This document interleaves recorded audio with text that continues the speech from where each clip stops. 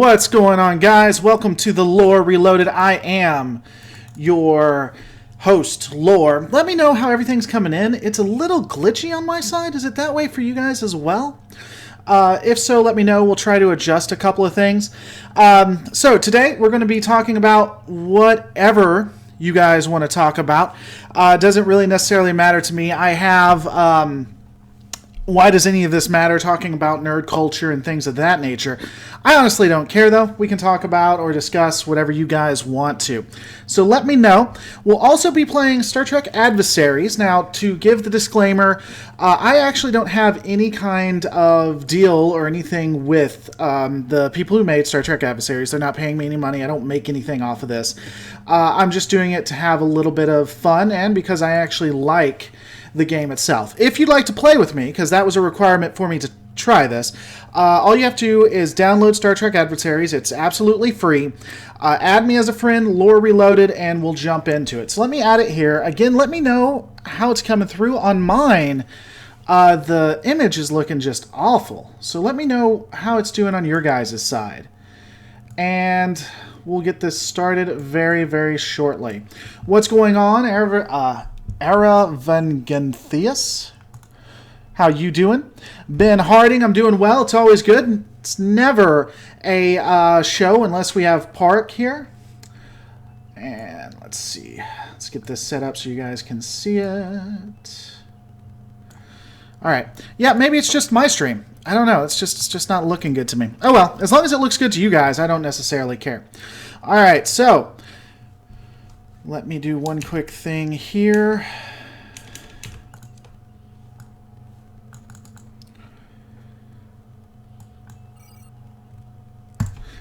I'm going to try to multitask, and if I can't, then I'm going to stop playing the game.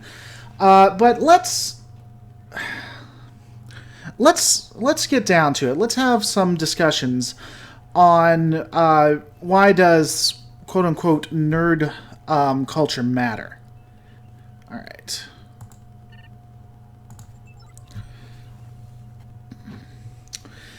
And yeah, that may be a setting, either XSplit or YouTube. Someone changed something, and I think that's why it's doing so poorly. I get a lot of people will say, you know, why do you do this? Why does it matter so much? Why bring it down to this level? And that's always interesting to me because every person that would say, you know, wow, look at you, you dork, why are you doing this? I could counter with picking almost anything out of their life, whether it's sports that they like, religion, politics. It's funny, the people who judge me for the intricacies that I look in this game, not in this game, but in this genre, have their own things that I could point out and just laugh at as well, right? And that's just unfortunate to me that people don't see past their own biases.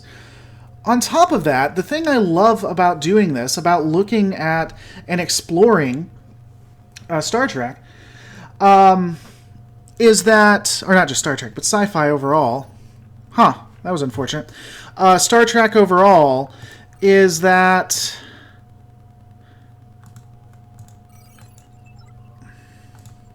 Wonder why it didn't work. It's weird. Is that it forces me to look at myself as a person. And that's the thing when it comes to... looking into sci-fi. I have to look at my thoughts on if killing Tuvix was a good or bad thing. That makes me question my morality. It changes me as a person. And if we weren't even looking at it from that point of view, if we were looking at it from the point of view of maybe it just brings people together. It doesn't even have to be philosophical, right? I've gotten tons of emails where people would talk about how they've watched it with their friends or their family, either watch Star Trek or my stuff, and how they've bonded over that, how it's brought, parents and kids together, how it's brought friends together, how enemies became frenemies. I honestly think that as a species, this type of thing helps and promotes what we do. It brings us together. It appeals to our tribal natures, for good or bad. By the way, guys, for some reason this isn't working. We'll try a couple more times. Might try multiplayer. Might try single player. It's supposed to be coming out in Steam, but it obviously has some issues it has to fix. For some reason, it's doing 480 on what you guys are looking. Trust me, it looks a lot better. That 480 is YouTube's issue, not with what's going on with them. Pork will... We'll try it a couple more times. My connection is fine. Everything is doing good on my side. I don't know why you're having these issues. In fact, when I go and look at, like, if I pull up the event right now, let's see what it says. But while I'm doing that, what do you guys think when it comes to, is there validity by saying that we're looking too far into this? I mean, just when you look at it from a self-reflection point of view. Let's go to live control room. Yeah, I have a good stream. It says the stream is 1080p, so I don't know why there's any issues there. Star Trek does make you think. I think Star Wars makes you think. Almost any sci-fi genre can make you think, even if it's not intended to. For instance, there's this anime show that one of my daughters likes to watch. It's called Miraculous, and it's as kid as you can get. It's about Ladybug, a character, a heroine named Ladybug, and there's even things in that you can question or think about or bring up. Science fiction, fantasy, brings people together. Pork, try challenging me. By the way, guys, if you'd like to try it, maybe it's just Pork and me. Download Star Trek Adversaries, go to Friends, look up Lore Reloaded, send a friend invite, and we can try it. Mike Leith, absolutely not. Look at all the religion in the world. People need things to feel connected. Yeah, I mean, that's the point of it too. We are a tribal species by nature. And this isn't to say whether religion is good or bad. I don't want to talk about that. But let's talk about the tribal nature of things. We want to be pulled together. And there is intrinsic positive value to that. It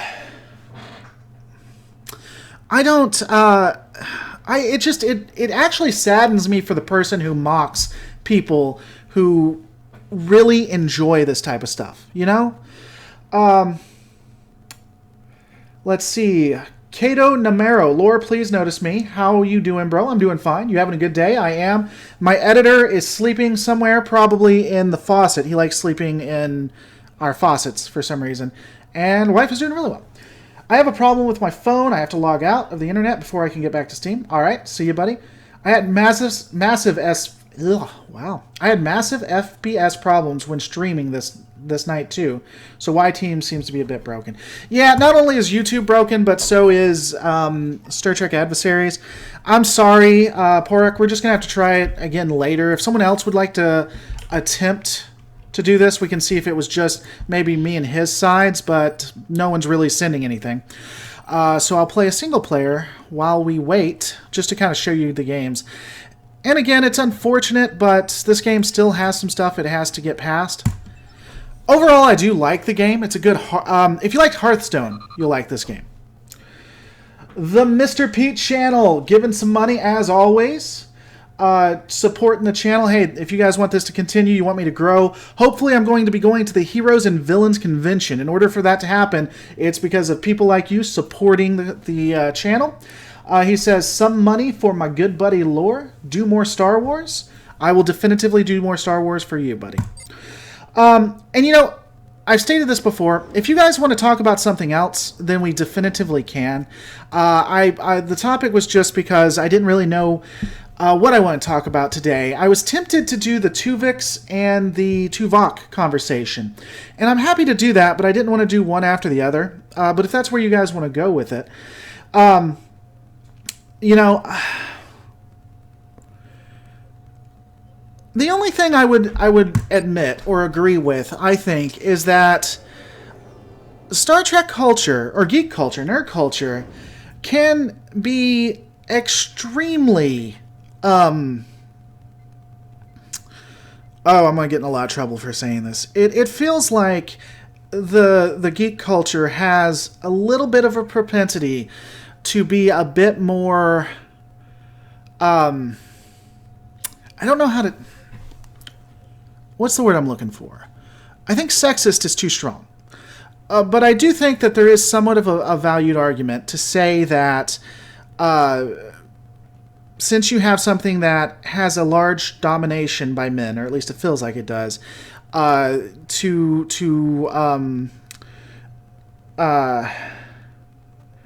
I don't know how to say this and make it, because when I say it, it sounds worse than what I'm trying to come across as, because I definitively don't agree with, like, the Mary Sue, who would write that, the Geek Nation is just all kinds of destroying.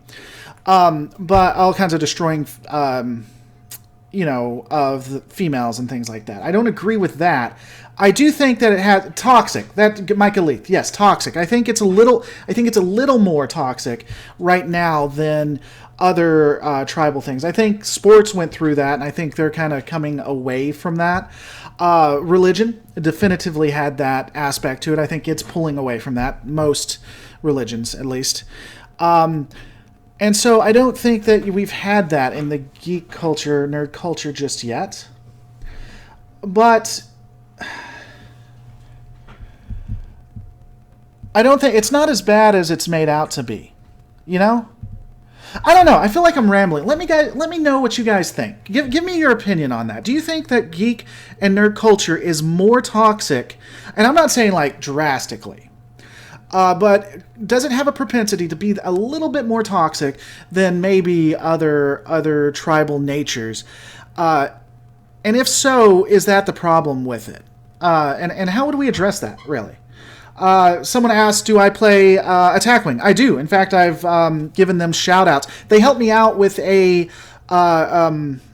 I raised money for local children's hospital.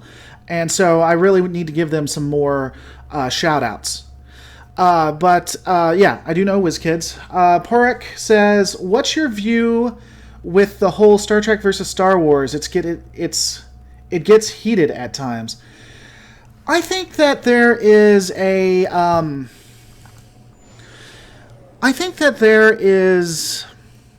Star Wars and Star Trek are so drastically different that it just shows how when we want to be tribalistic, even in our own tribe, we find ways to divide each other. I think that Star Wars really does give a better aspect of war and realism when it comes to how militaries would react, and we're not looking at the most current movies. I'm going to say that right now. But I think that Trek gives more hope. So I don't see why people get upset between those two things. In fact, when I first started, I focused more on Star Wars than I did Star Trek. So I don't understand why people get too upset with each other in that aspect.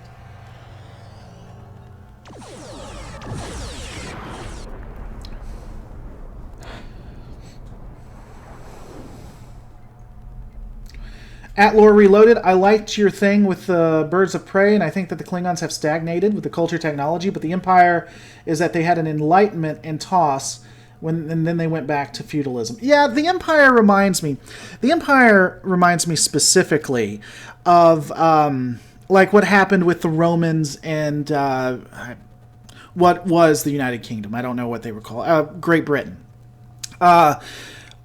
Rome for the time, was an advanced civilization. They had a lot of problems, but they were an advanced civilization. When Rome fell, all of the advancements that we saw from Rome fell with them. And so in places like Great Britain, they just forgot technology. They went back. They regressed. And that's exactly what happened from the Old Republic into the Empire. Now, that was done by design. I think the Emperor wanted to do that in order to stop innovation, because innovation, new thoughts, diversity was the bane of the Empire. And so I think that was done on purpose. Define toxic relative to this geek culture. Okay, so let me give you an example. I have been to different conventions. And in these conventions, you will have people dress the way they want, right? Any way they want, which is fine. I'm completely for that. You will have women who will dress like their characters, who, when the characters are made, I think that it is a... I don't think it's unreasonable to say these characters were made with a male audience in mind. And so you have people who may not be able to understand or have good boundaries due to age or immaturity or what have you. Now, that happens everywhere too. I mean, again, sports I think is getting better with it, but that obviously is in sports. Really, any tribe that you can point at, it'll have that issue. But I think that within the geek or nerd culture, there's more of an issue with it because the geek and nerd culture is still so relatively new that it hasn't had to be dealt with. All right, let's see. So you have your ships here, right? And of course, the object is to kill the main ship right there. You can put crew on them. Icheb, if I play, I heal a target guardian, which is a different kind of ship, and I get +1 to my defense. And if I play Stuart Rivers, who looks like a copyright infringement from Orville, I can retreat the ship. You pull the ships back and you get advantages. He gives +2. I think I'm going to put Icheb right here. I accessed your data file. I'm going to attack. Mike Leith, I'm off and on. Okay. Mike Leith, thanks for coming. If you have to go, I understand. At Lore Reloaded, I actually enjoy both Star Wars and Trek. I don't get why someone would have to pick both sides. Both can be enjoyed and lamented in their merits. Seth MacFarlane, yes, he looks all kinds of like Seth MacFarlane to me. By the way, guys, if you like this, let me know. If you enjoy me playing while we're talking, hopefully you guys will get to play with me. If you don't, if you prefer me just to focus on you, let me know. I'll be happy to do that as well. Let's pull him out.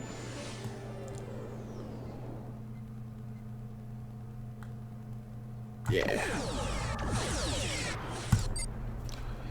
What's going on, Admiral Alexander? Hi, fellow Trekker, says Fat Man. The Byzantine Empire lasts much longer than we give it credit for. Okay. I find the Klingons mirror more closely to the Holy Roman Empire. Oh, I find the Klingons mirror more closely the Holy Roman Empire. You have an emperor at the top, then before him, kings, princes, dukes, earls, barons, knights, and has a council. Yeah, you see, I agree that's what they did with it. On another note, I wish they'd stop disabling my ships. If the other guy would stop doing that. The Klingons were set up to be feudal. They're honestly, and I know everybody goes to this, their layout really reminds me of I don't know. Actually, I was going to say somewhat Nazi Germany, because the layout is you fight each other to get in the good graces of the Emperor, but I don't think so. I'm going to take that back. I don't really know too much about feudal systems. I can tell you a little bit about the UK, but I don't know what they'd remind me of in that aspect. I do think that, as you stated, it's done in a way that is very... a warp field specialist? Is very antagonistic, which is one of their failures. Ironically, though, in the original series, we didn't see a lot of that. It more came into the original series movies when they finally started analyzing themselves. The Klingons were very were very mustache-twirling villains for a long part of it. Just so you guys know, you see this little thing, that means he's a guardian. I have to attack him. I can't attack anybody else right now. When is the convention in Nashville? It's May 12th through the 16th, I think. It's Heroes and Villains. There's no guarantee that I'm going to be there right now, so don't count on that. Don't get mad at me. I may not. I'm about to lose my Nebula class. That's unfortunate. No, I'll do this. I'd rather lose. Yeah. Boom! How you like me now?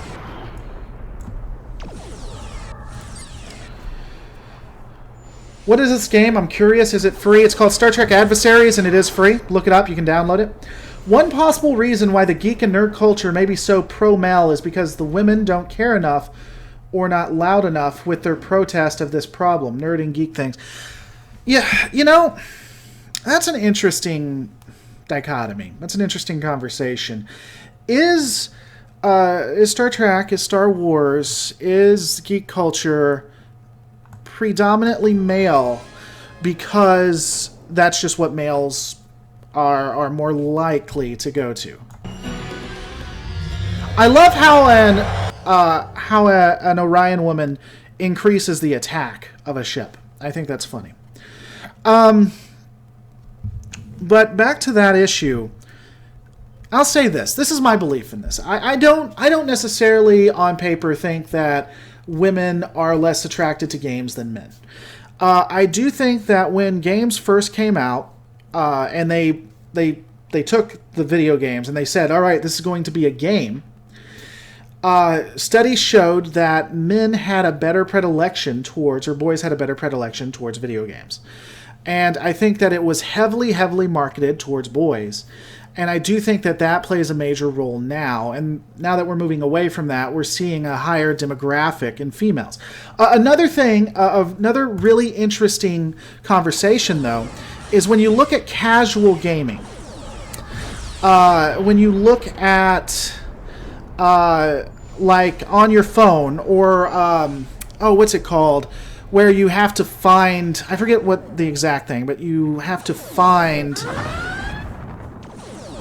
I suck at this game. You have to find the objects, and it tells a plot and a story, and you're looking around and trying to find the objects, right? That is dominated by females, and in fact, middle-aged females. So it may not be the case that geek culture is male-dominated, that females look at different aspects and more passive considered parts of geek culture. The Starship Discovery is butt ugly. Okay. Command and Conquer. Yeah, Command and Conquer was pretty fun too. Same for gaming, says Right Gamers. Of that I agree. Did you get my other messages about you copywriting the word lore, says Timothy Wellington. I don't think so. I actually didn't copyright lore either, by the way. That was if you look when that was uploaded, it was obviously me joking. And hopefully you're joking too, because it'd be interesting if you came after me. Don't embarrass yourself by getting killed by an Oberth. Yeah, Oberths are stupid in this game. They have the ability to disable you, and then they get insane amounts of attack and defense. It's frustrating.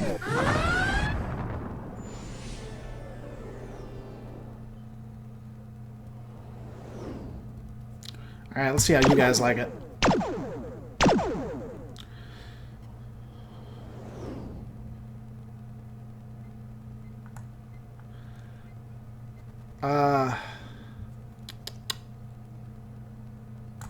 Boom!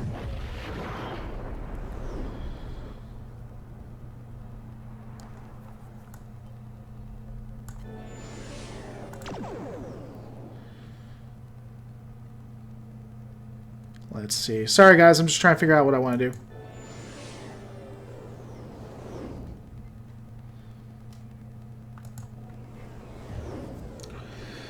Discovery is an abomination. That's stupid. Oberths. They're the weakest of the ships. There are currently more gamer women currently than men. 48% to 33%, says Lanner Playing. You know, I wouldn't... that goes back to what I was saying before. That wouldn't surprise me. It would surprise me if the games that were being played were like first-person shooter or real-time strategy. But the fact that there are more women gamers doesn't surprise me at all. Women tend to be more attached to passive games, such as The Sims and shows like Twilight, while men are attached to fighting games and shows with more action. Yeah, that's exactly what I'm saying, Pork. And that doesn't make anything, it doesn't make it better or worse. Just because men like first-person shooters and women like The Sims, those games, one isn't better than the other. But I think it's because of perceptions like that. I think it's because of how it was grown up. You have this idea that men dominate certain aspects, and because, again, geek and nerd culture hasn't gone through all of the scrutiny that you see in other games that, or in other tribes, like sports, people are a little bit more quote-unquote toxic. Now, again, I don't think it's crazy, and I'm not Mary Sue, I'm not whoever you want to say. I'm not going that far. By the way, guys, I'm about to be defeated and destroyed right here. Once I am, if you want to download Star Trek Adversaries, you can. It's absolutely free. Then try to add me as a friend. It'll be under Friends. I am Lore Reloaded. Me and Parak tried it, and it didn't work. But if you guys want to try it, I'm more than happy to. The Right Gamers. The Right Gamers is actually a Let's Play duo, and they play all kinds of crazy different games I've never even heard of, which is pretty fun. And he plays with his wife, which is cool. My wife gets more intense over competitive games than I do, so I think the type of game is actually stereotypical. Okay. I think it's because men are told you must love violence, and women are told you must care for community. It's a perception you're trained into. I don't agree with that, actually. I'm not saying that there isn't an impact to our society on... I've lost this game. Yeah, the computers are way too hard for a casual. I don't think...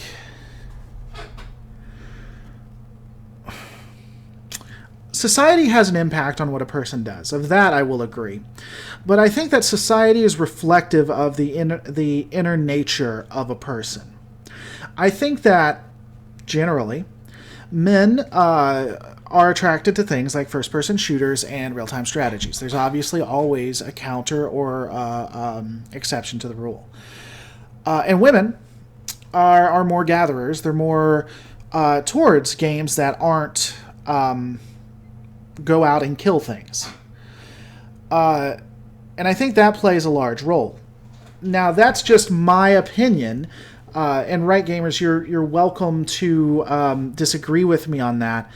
But we would agree that I think that society pressing those things only takes what starts out as a base and makes it, amplifies it, is what I would say. So a woman, if a guy has a predilection to liking games that are real-time strategies, that are first-person shooters, that are going out and doing tactical things, and then the society markets to him and tells him that's what he's supposed to do, then he's going to be more likely to not try the other things he may also enjoy. But that's my opinion on it. It's the way we're evolved. Look at our physical differences. Yeah, I mean, that's what I'm saying. That's what I agree. Can't stick around, Lore, but have fun. Old Fire Master, it is always a pleasure to have you guys here. I think the toxic elements are overblown in a way to deflect criticism and avoid admitting there was bad writing, which is becoming more common in Hollywood and media as a whole. Yeah, I mean, just look at Ghostbusters for that, right? Why did I do that? That was stupid. But yeah, just look at what they've done with Ghostbusters. That is quite obviously the way that it's set up. But there is a modicum of truth. There is a little bit when it comes to that.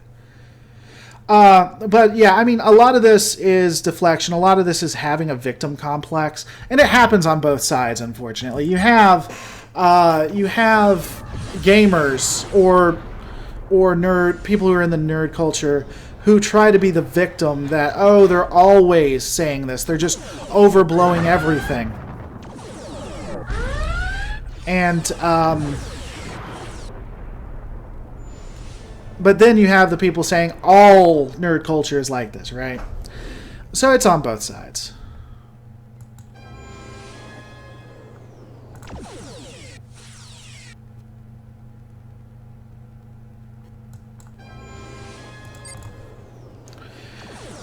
The Kayla has given $5, just random money. Hey, thank you so much, the Kaylas. As I always say, it's stuff like that that definitely helps the channel continue to grow. By the way, I'm open to talking about other topics too. This is just what was on my mind. And if you don't like that I'm playing the game, if you think it's impacting, just let me know.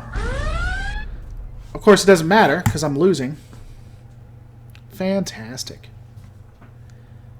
Let's go back. Alright, Extreme Gamer. Let's try it one more time. We're going to try it one more time. If this doesn't work, then I'm just going to quit and focus on you guys. The Klingons needed the Federation to unify against, but as soon as Praxis was destroyed, they broke apart.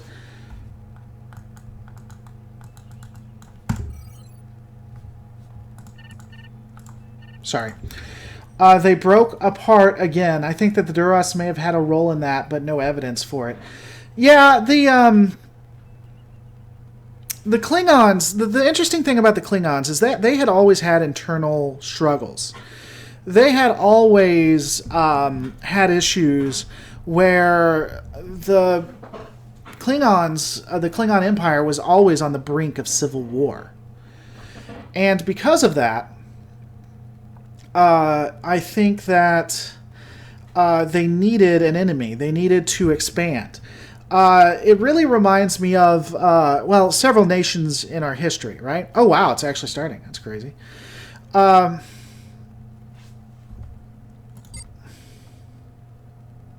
Cool. I'm actually playing with one of you guys. This is fun. And so they always were constantly attacking, but when Praxis was destroyed, there's no way they can continue doing that. They have to deal with the issues. And that's why I think that they really relied on the Federation after that. And I you know, something's interesting, and this was said by Rick Berman, and I do think it is somewhat true. The reason why the Vorcha class and the Negvar class... Now, this isn't in canon. This isn't going to be in any of my videos because I can't support it. But the Negvar and the Vorcha look very Starfleet, especially when you look at the nacelles. And the reason because of that is the over-reliance of the Klingon Empire on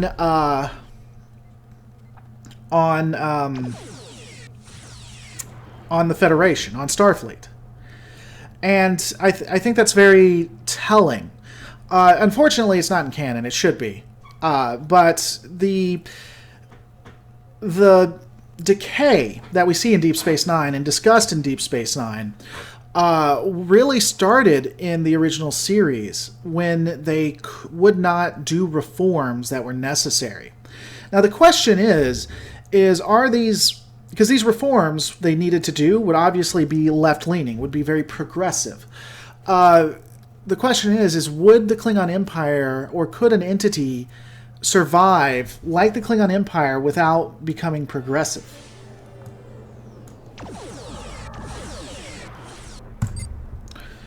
I have heard a theory that the Romulans purposefully pushed the Klingons towards the Feds as allies in order to remove the aggressive Klingon threat.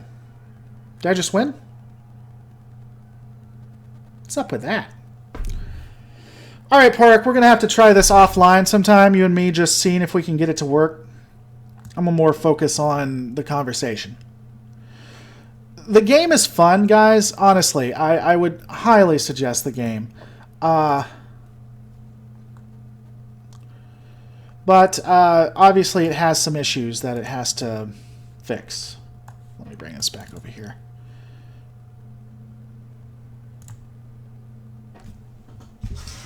Alright. Star Trek Discovery is the bane of the Star Trek universe. I won't surprise if Star Trek Discovery uses the Spore Drive to travel forward in time to steal advanced tech. Yeah, I wouldn't be surprised by that. Oh, the Romulans. We were talking about that. Did the Romulans push the Klingons into an alliance? I don't buy that. That doesn't seem consistent with what the Romulans would do. The Romulans are not above creating a war between two entities at all. But what they are above is creating an alliance that would really screw them over. And I think that a Klingon Starfleet alliance would really screw them over. I think they'd know that. They'd be more apt to try to cause war. And in fact, we kind of see that. We do see that directly. In Undiscovered Country, the Romulans are pushing for war between the Klingon and Starfleet. So I think that's more where they'd go towards, in my opinion. Let's see. Don't Romulans also share similar forms of nacelles? Dideridex, for example. The Dideridex, I don't think it's as similar. Look at a Vorcha-class ship. And then any Federation ship beyond, Oberth.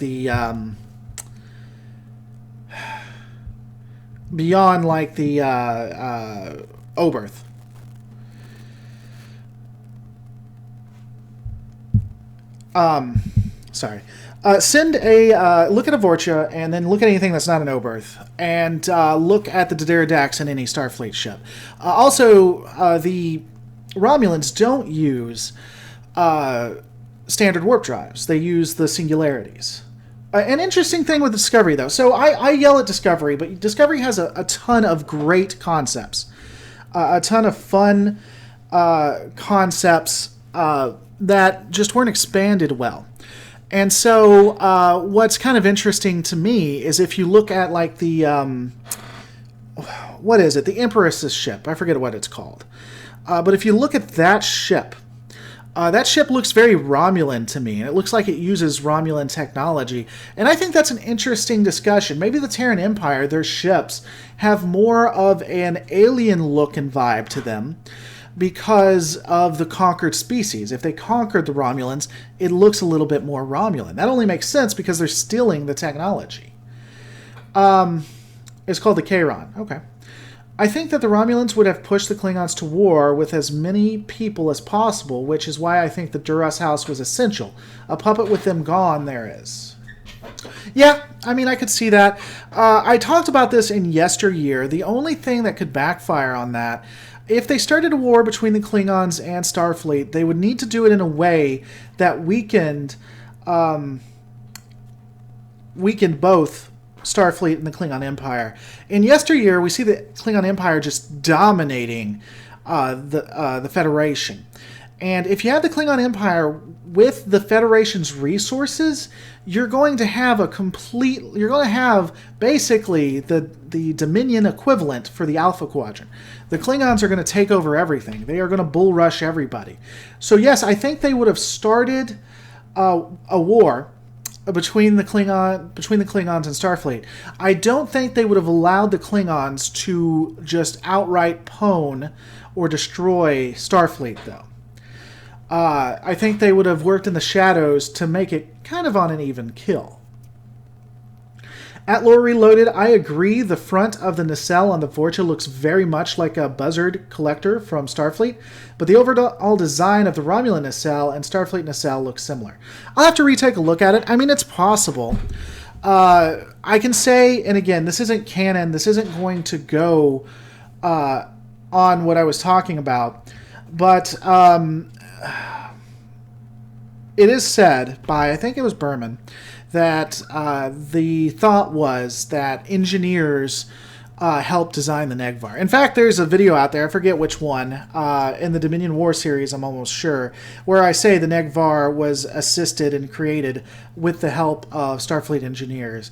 And that was a gaffe on mine. There's no canon to back that. That was me hearing Berman saying it and then not remembering where I got it from and then putting it in there because I'm an idiot. But I think that would make sense, though. I think that the Negvar is 10 times that of the Vorcha and the Bird of Prey, even the Kavorit Bird of Prey. And it would make sense that the enhanced technologies came from Starfleet.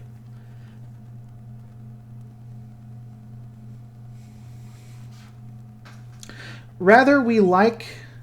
whether, I think is what you're saying, whether we like it or not, we need war to move forward in tech and to get rid of old ideas that don't work. For example, World War II and the Cold War makes us compete in tech and ideology. From a human standard, I agree. I think humans advance most when we're killing each other.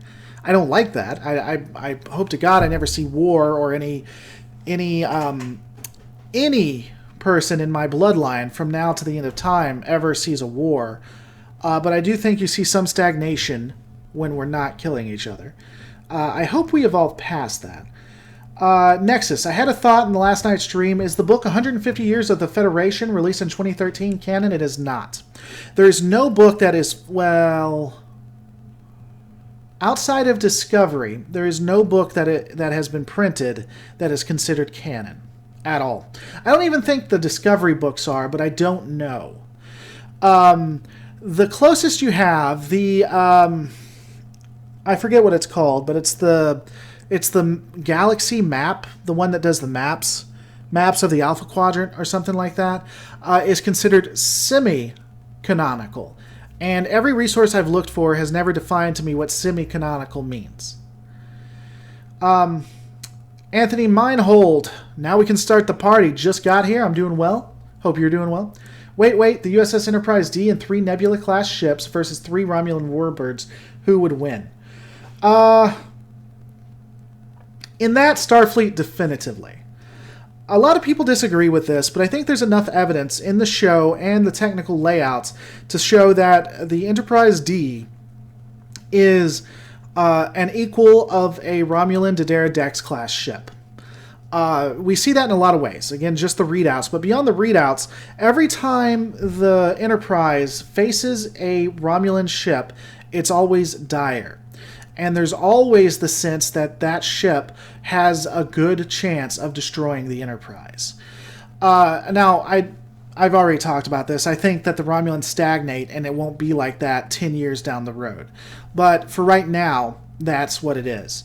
Nebula class, TNG era Nebula class, I find to be pretty weak, in my opinion. A lot of people don't like that either, but truth is truth. But I do think that 3 Nebula classes, along with the power of the Galaxy class, even during the TNG era, would destroy 3 Didera Dex. Though, I don't think it wouldn't be without some ships being destroyed as well.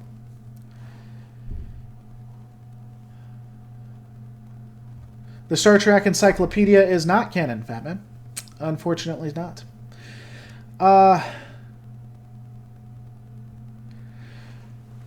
At Lore Reloaded says Nexus, have the Galaxy Map book. It only talks about places and maps shown in shows whenever they did. Yeah, but it's only semi-canonical because some of the stuff doesn't make sense because some of the continuity of the different series don't make sense. And that's why it's only considered semi-canonical. Especially when you consider how the Dominion could get through Romulan space to attack the Federation, when on a 2D map, the Dominion is over here, and the Romulans is way, way off screen over here. Now it's 2D, so if we're looking at 3D, maybe it swirls and they do it that way, but it doesn't make a lot of sense, and that's one of the reasons I theorize they say it's semi-canonical. The issue with the Klingons is that they're always at war and as such have not properly recovered economically or infrastructurally. They are a spent people. Yeah, Nathan, we were talking about that beforehand, but the reason for that is because the Klingons have so many internal issues because they're a feudal system with so many competing houses and so many policies that are very quote-unquote toxic, that they have to always have an outside threat in order to continue to survive. Oh, the YouTube didn't say that the live started. Well, hi again. What's up, Dark Pearl? Wouldn't the fact that the galaxy is 3D compensate for that? Perhaps overlaying territory? Yeah, that's what I just said, Alex. If it makes no sense on a 2D map. On a 3D map, it may make sense. Because, I mean, obviously on a 2D map, the space doesn't just go up and down. That doesn't make a lot of sense. So it's probably a spiral. Do you think things would be different? Admiral Alexander, I'm gonna need you, I didn't see what you said beforehand. If you could use my name, say what you said beforehand, and then remind me, I'll tell you if I think things could be different.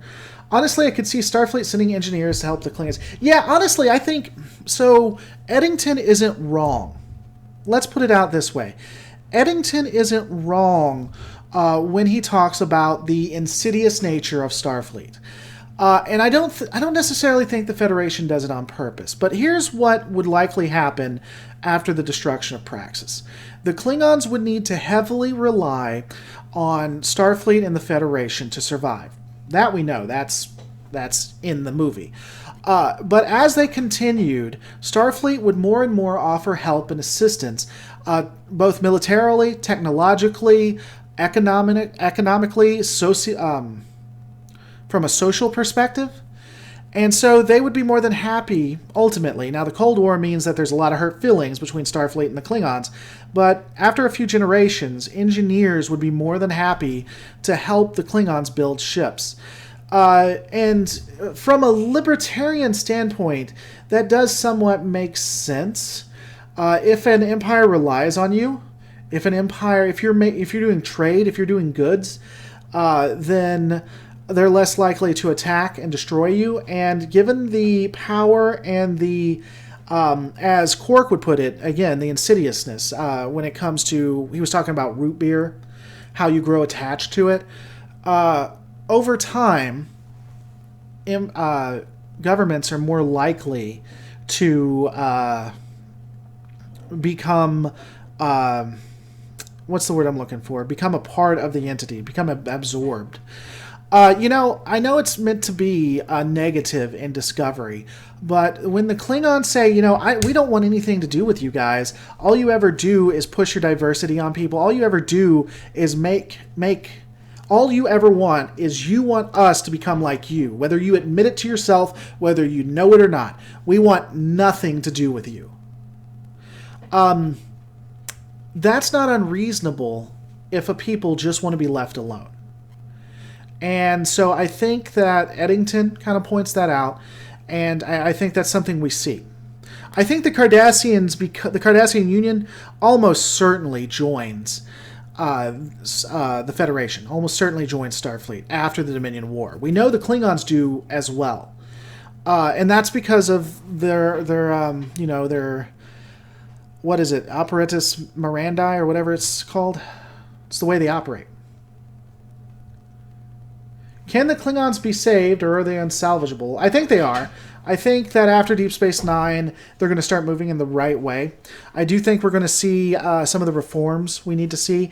And they obviously have to join Starfleet, unless Starfleet just becomes an evil empire. Gowron became corrupt. I liked him up until that point. I was never a fan of Gowron, if I'll be honest. I don't know what it is about Gowron. I just never really liked him. Modus operandi. Thank you. Man, I use that in my videos. I even say that in real life, and for some reason. Alexandra Sandu in the house. Always a pleasure. Never a live stream. One of the people that always has to be here for it to be a real live stream. Lore Reloaded. Why are Romulan warbirds so huge? You'd expect a dedicated warship that matches the galaxy in power to be smaller, since the galaxy had so much stuff that isn't dedicated for combat. I don't know. I guess maybe it's just the way they build their ships. Maybe they don't have good miniaturization. Plus, I mean, from an in real life perspective, they wanted something that was intimidating.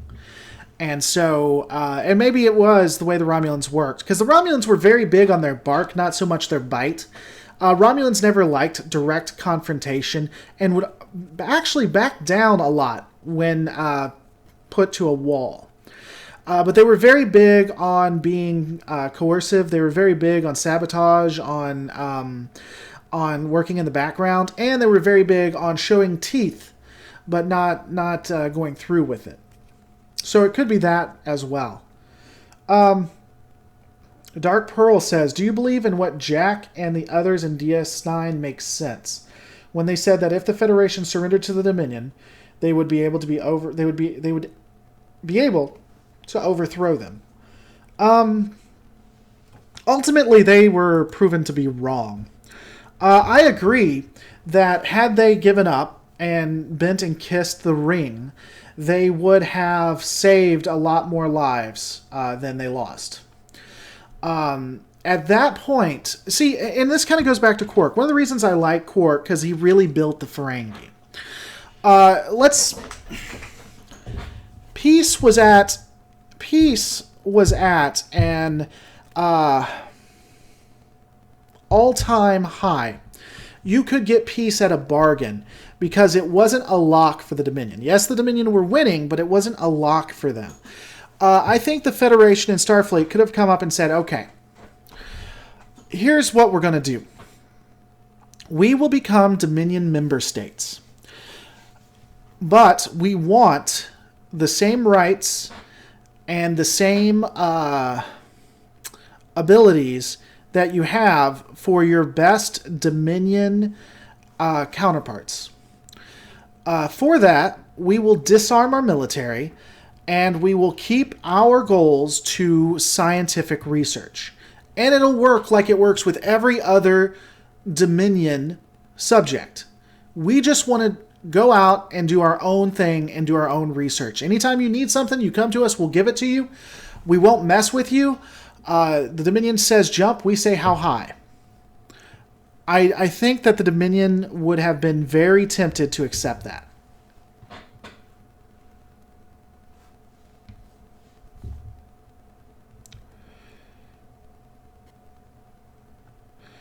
At Lore Reloaded, had the Enterprise D made it with the Third Fleet before the Battle of Wolf 359 and a temporal disturbance occurred in the Defiant class, Enterprise A and 2 Akazi classes came. I don't know what Akazi classes are. I know you said you'd explain that to me, but I don't know. I mean, the Borg were made almost entirely to be undefeatable in the best of both worlds. I don't think that the Enterprise would have done anything more. It would have made the fight last longer, but I don't think they would have done anything more. The Defiant would have gotten some solid shots off, but one Defiant versus a Borg ship, I can't take it. It would ultimately be destroyed. And I don't know what Akazi ships are, but if they use Starfleet or Federation technology, ultimately I think they would be destroyed as well.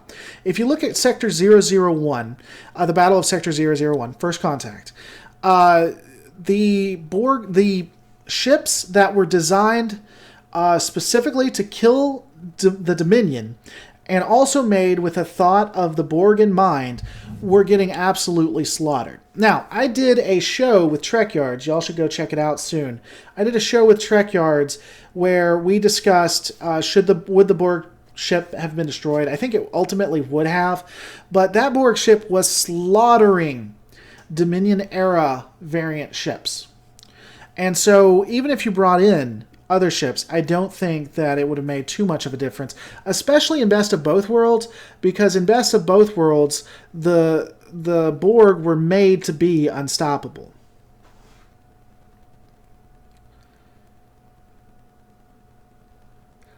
Due to circumstances, I spent an unhealthy amount of time on the laptop in the past year. That's why I'm always around. I'm supposed to break the cycle in the next 6 months, though.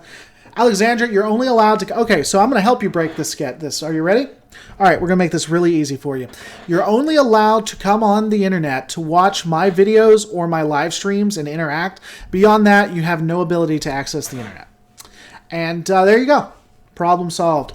You're welcome. I never understood why the Borg only sent one ship to take on the Federation. That never bothered me. It makes complete sense. I don't know why I'm wearing these. By the way, the anti-tracker is... Apparently someone was arrested that looks exactly like me, and he does actually look like me, maybe a fatter version of me, and so he's sending me messages to mess with me. The Borg are ones and zeros. They are a computer. They're a PC. And so they do what looks good on paper. On paper, one Borg cube should be able to defeat the Federation. On paper. And so, because they're a program, because they're ones and zeros, they do what on paper looks like it should work. Arguably, that's why we had what we saw in Voyager, where they needed Voyager to adapt. They couldn't figure out how to defeat Species 8472 because everything they did on paper looks like it worked. But humanity, really they mean humanity, but they say Starfleet, but humanity has the distinction and ability to think outside of the box, to look at things not on paper. And that's why they teamed up like they did. I do intend to do a breakdown of every Star Trek, every Trek ship. If for some reason on my channel you don't ultimately see a breakdown of every Trek ship that ever existed, either I went bankrupt and had to start another job, or I'm dead. The Suez class was supposedly too good at its job, and that's why it's decommissioned given beta canon. It was a patrol ship that was too good at its job, so they retired it. That is probably why it is beta canon. Is it possible that the Dominion lost could spell a both future? I'm sorry, Alex, can you ask that question in a different way? That doesn't make any sense. Is it possible that the Dominion loss could spell a both future for the Alpha Quadrant? I don't know what that means. A bad future? I mean, if you're saying a bad future, you have a more militaristic Starfleet that is going to take generations to undo. I said it in my Dominion War series. If you haven't watched it, go to my playlist, find the Dominion War series, and just watch it. There's like 20 videos. But I said it in my Dominion War series. The Dominion attacked and wanted to turn all of the Alpha Quadrant red. They wanted to make it all Dominion territory. What they did is turned it all blue. You have a militarized Starfleet that can just curb stomp anybody they want to curb stomp and has a military outlook on things. They're more the original series, even worse, and they're more than willing to fight at this point. And so I think that you changed it for better or for worse. Like, Star Trek Online is an alpha canon. It's not. It's not unreasonable to think that you would have a militarized standing to the extent that you see in Star Trek Online. Do you think an overall government focus on advancing technology and research without war, like how the Federation kind of is, would improve overall social tensions that exist today?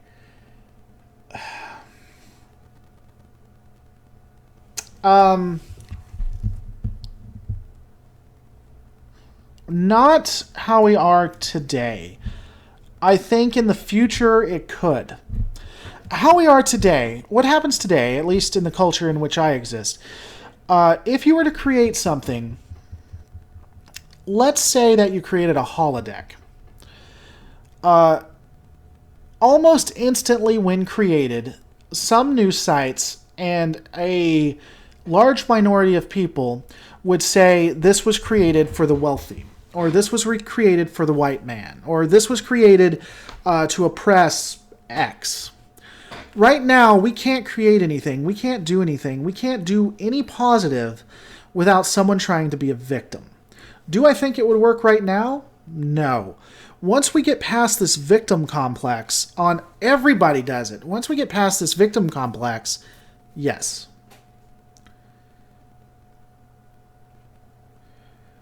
Anthony, I heard a few days ago it was canon. I don't know who you heard that from. I don't know what you're talking about being canon. Star Trek Online is not. Their own website says they're soft canon, which means if it happens in the game until it shows that it didn't on screen. That's as close to alpha canon as they get. There is no, if you're talking about books, there's absolutely no resources unless you can show me beyond the galactic maps I was talking about. And the animated series, Gene Roddenberry went to his grave wanting that to not exist and to not be canon. CBS changed their mind on that, though. DS9, USS Defiant, 2 Dominion War Galaxy class, a fleet of the motion picture Starfleet ships, and about 75 runabouts versus 350 Cardassian and Dominion ships. I mean, the USS Defiant, the Dominion War Galaxies would do well. The motion picture Starfleet ships would probably get slaughtered. So would the runabouts.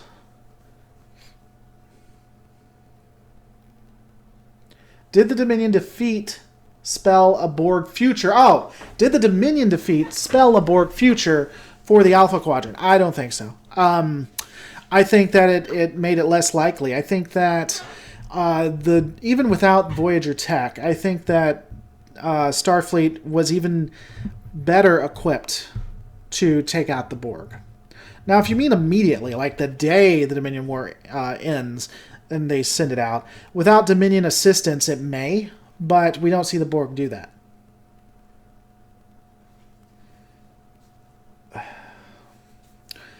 Lance Heaps, I'm just going to talk about this just one quick second.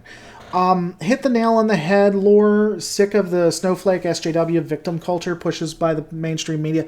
You know, buddy, it's not just social justice warriors. It's not just snowflakes or the mainstream media. The opposite reaction to that on the other side is the exact same way. And it's easy to see that. Just go look when a person who is anti-SJW, something negative happens to them. Even if it is definitively their fault, provably so, people will try to blame it on the other side and be a victim. It's everybody, man. One side does it worse than the other, in my opinion, but it's everybody. Thanks. I heard from Brent Justice. Thinks he must have misinterpreted it from their website. Yeah, it's not just their website. It's CBS. Brent Justice sounds vaguely familiar. I assume that's a YouTuber. But, yeah, it's not. And, if Brent Justice disagrees with me, he's welcome to come on my show, or I'd love to go on his and talk with him about it. But, yeah, it's definitively not. I can show you. We can look it up. Look. Watch. Watch them have changed their website. Is Star Trek Online canon? Is Star Trek Online canon? Star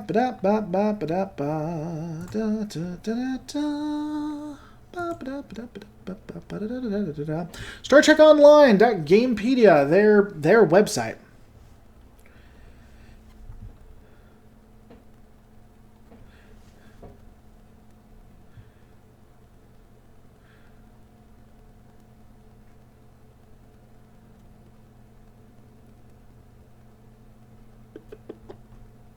Where is it?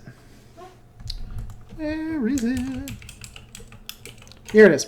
As a part of the Star Trek franchise, the game itself has to be considered soft canon, as any new TV series or movie could easily contradict its stories and settings.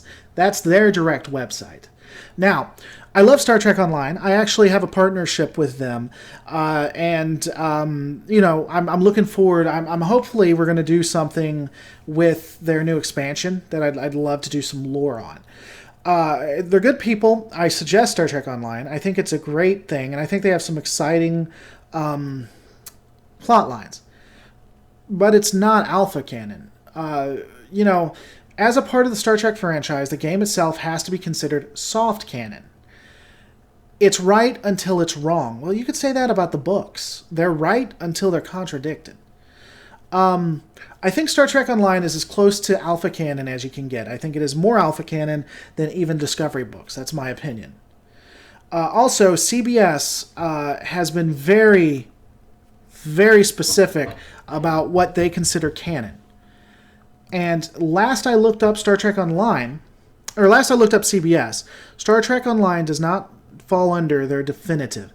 They even admit they license things to the nines just for the money. And a license doesn't mean that it's canon. Star Trek Adversaries. I was playing Star Trek Adversaries, and you had an Oberth and a Romulan ship trying to kill a Defiant class ship. That's obviously not canon, right? Will there ever be a Trek series set after Voyager? I don't think so. I don't think they'll do it. I think they should. I don't think they will. I think a lot of people hate when I say this, but it's what I think is true. I think we're probably in the death throes of Trek. I don't think it has too much left in it.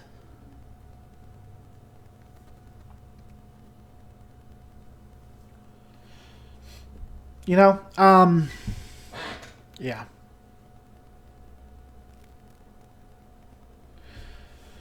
So, all right, guys, I think we're going to be ending it pretty soon. Hope you guys enjoyed it. I hope they get the game fixed. I would love to play adversaries against you guys. If you haven't, check me out at twitch.tv/Lore Reloaded. I'm going to start doing that 2 to 3 days a week. And that's where I'm going to definitively play games. So I put a lot into these live streams. I try to really come at you guys and have something worth of value. And that's not to say I won't have value there. But on there, I'm just going to load up a game and play it and have fun. And I'm not going to worry as much as I do here. So if you want to just lay back, play some games with me, things like that, check me out at Twitch. Don't forget to check me out, twitter.com/Lore Reloaded. Oh, I love Star Trek Armada. I love Star Trek Armada, too. I actually have Bridge Commander. I've been playing Bridge Commander. I love Star Trek games. They're fun. But yeah, those are my thoughts on it. Guys, I want to thank you so much for watching. I can't do this without you. If you want to support the channel, make it so that I can go to conventions. Make it so that I can continue to increase stuff like what I'm doing now. There's this show in the last week has gotten 10 times better, and it's all because of people like you. Consider checking me out, patreon.com/Lore Reloaded. I have a couple of things that I try to do there. I'm not as consistent with it as I wish I could be. Really, if you want to support the channel, that's why you're doing it. But I do behind the scenes. There are a couple of perks. Guys, don't forget to rate, comment, and subscribe, and I'm going to see you on the next Lore Reloaded.